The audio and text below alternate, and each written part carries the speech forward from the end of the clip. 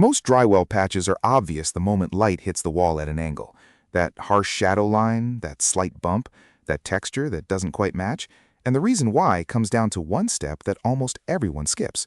We'll get to that. Patching drywall is one of those jobs that looks simple until you do it wrong twice. But once you understand what's actually happening beneath the surface, you can get a result that genuinely fools people, even in raking light, even up close. This guide covers holes from small nail pops all the way up to fist-sized damage, and the total cost runs between $5 and $20, depending on what you already have at home. Skill level is beginner to intermediate, and you're looking at about 2 hours of actual work with drying time in between. Let's start with what you'll need. For small holes under about ½ an inch, think nail holes or small screws, you need lightweight spackling compound, a putty knife, fine grit sandpaper around 120 to 150 grit, a damp rag, and paint that matches your wall. For medium holes up to about 4 inches, add a self-adhesive mesh patch, also called a drywall repair patch, and a wider 6-inch drywall knife. For larger holes, you'll also need a piece of scrap drywall, a drywall saw, 2 pieces of furring strip or thin wood, drywall screws, and joint compound, not spackling, which is a different product and matters more than most people realize. Keep that in mind, because the spackling versus joint compound distinction is going to determine whether your patch holds for years or starts cracking within a few months. Now here's something that surprises a lot of people.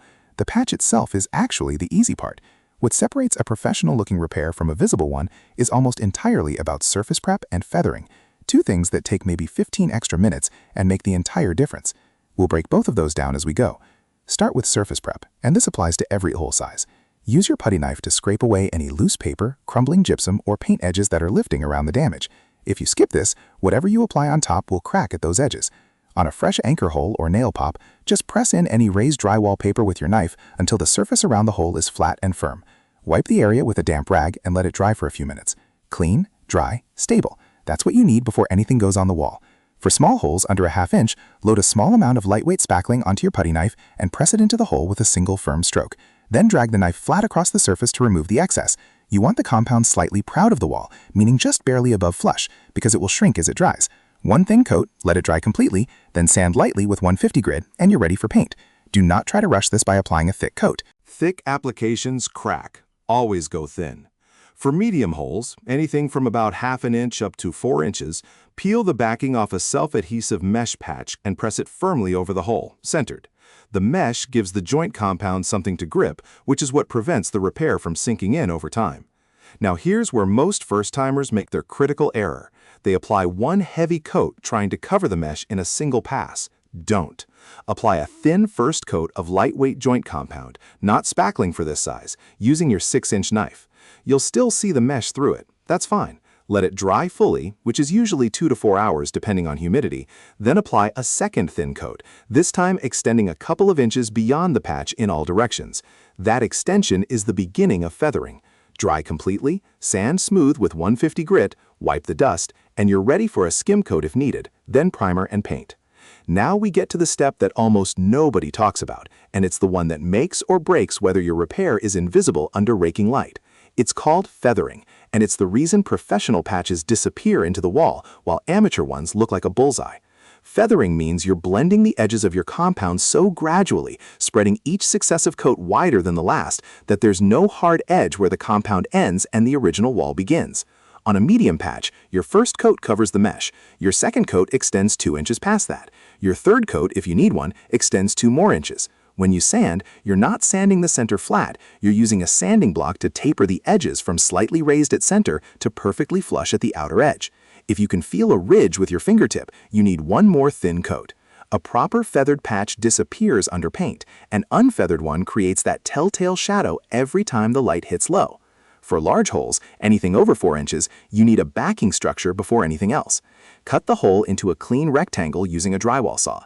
Cut 2 pieces of furring strip or thin scrap wood a few inches longer than the height of your opening. Slide them into the hole, one on each side, and drive drywall screws through the existing drywall into each strip to hold them in place. These become your anchor points. Now cut a piece of scrap drywall to fit snugly in the opening. Set it in and screw it into the furring strips. Tape the seams with paper drywall tape, not mesh tape for this step, because paper tape is stronger over large spans, and apply joint compound over the tape, feathering out several inches in each direction.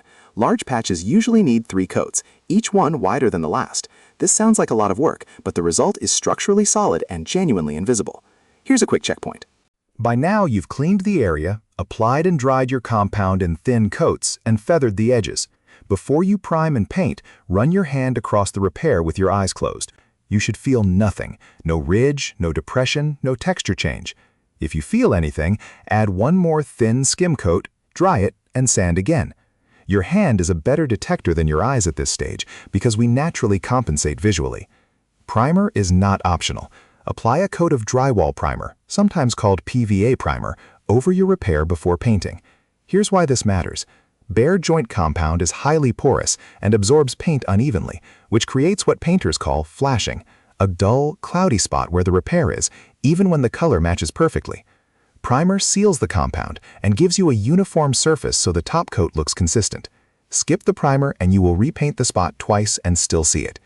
Use the primer and one good top coat usually does it. For texture matching, the final piece of the puzzle, if your wall has a flat finish, you're done after primer and paint. If it has orange peel or knockdown texture, you'll need a can of spray texture, available at any hardware store for about $5. Practice the spray pattern on cardboard first, hold it about 18 inches from the wall, and apply in light passes. Let it dry, then paint over it. It takes one practice run to calibrate, and after that it's surprisingly easy to match. So here's what you've got. A clean, stable surface prep, thin coats of the right compound for the hole size, feathered edges that blend gradually into the wall, a hand check before painting, primer, and matched texture if needed. That's the complete system. Do all of it and the repair disappears. Skip the feathering or the primer and you'll always be able to find it. If this saved you a service call, subscribe. We put out practical home repair guides every week that are designed to actually work.